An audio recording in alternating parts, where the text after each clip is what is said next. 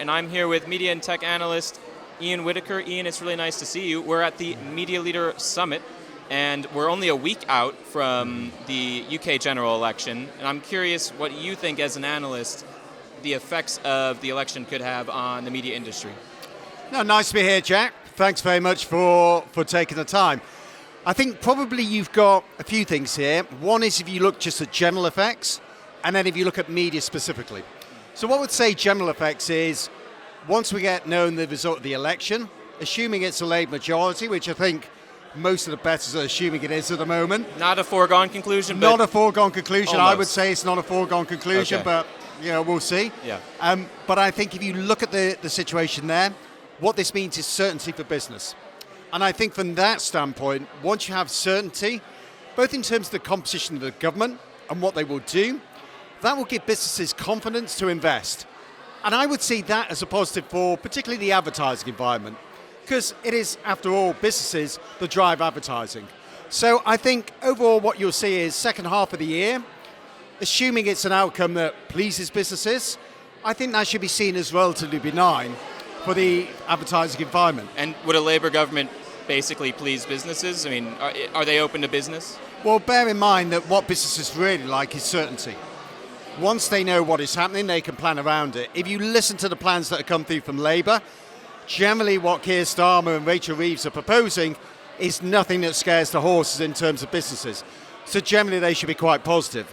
I think if you look at media specifically, what would be the implications? Well, you would say that a Channel 4 sale would presumably be off the table. You'd say in terms of BBC, again, probably a continuation, I would say, of the current regime. And I think for the broadcasting space in general, media, we've already had this with the media bill anyway, but you would expect more towards protection of the existing ecosystem. So I think generally what we should expect is, as I said, depending on the outcome, generally favourable towards the sector. And how is the state of the economy doing in general? I would say state of economy is actually not that bad. You can look at various price points and so forth, but if you look at the consumer, overall they are still spending. If you look at GDP growth, it is sluggish, but it is still growing. Unemployment is still low. Wages are still going up. If I was looking at and saying what was the biggest issue with the economy, and I think this is more of a structural issue, but it is one that is very serious, is the polarisation of the consumer. We have a lot of people in this country who, quite frankly, are falling further and further behind.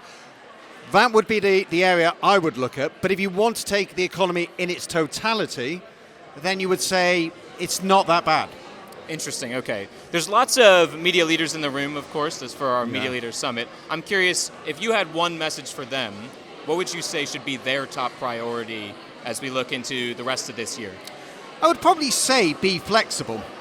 The best plans tend to sort of disappear when they meet events. And if you think about the uncertainty that we have over the next 12 months, obviously there's the results of the elections in the US. That will have global implications, including for the UK. There's a question mark whether inflation will go down. There are structural reasons for believing that inflation will actually stay elevated above the recent historical levels. What will happen with interest rates and what will go on there? Then we have the things that potentially impact business leaders here. What will happen with AI? You've got some business leaders who seem to be hitching their wagons to a particular technology. Is that necessarily wise? Things change very, very quickly with the environment. If I was looking for advertising generally, what I would say is, I think one of the themes we'll see over the next 12 months is the re-emergence of creative as really important for many firms, and advertising as a strategic priority for many companies rising up to CEO and CFO level. And I mention that because if you look over the past 2 years, firms have been able to put through greater than expected price increases to consumers. And if you listen to what those companies say on their conference calls, the number one reason they cite they've been able to do that is the strength of their brand. And as we get into an environment where the consumer may be starting to push back against some of those price increases, especially the case if inflation remains high, that will become even more important. Gotcha. Is there something that has fallen down the list of priorities you feel from leaders in this industry that you would like to see return or reprioritized, let's say over the past, 3 years or so? There's nothing specific that I would say has fallen down.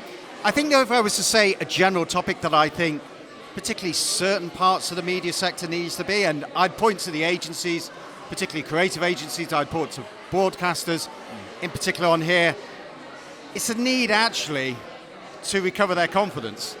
You know, bizarrely enough, for an industry that is often seen as selling a confident message, I think for many of the leaders here, the message they often give to the outside is really one of defensiveness. And I think that needs to change for certain elements of the media industry. Their position is better than they think. But the problem becomes, of course, if you actually project a negative message, it becomes a bit self-fulfilling. Right. People start to believe that that is the case, and therefore you suffer because of it. Well, so go on the offensive. That's one of the messages. Exactly. If you like this video, please subscribe. The Media Leader is the UK's leading source of analysis, opinion and data for people who work in advertising and media.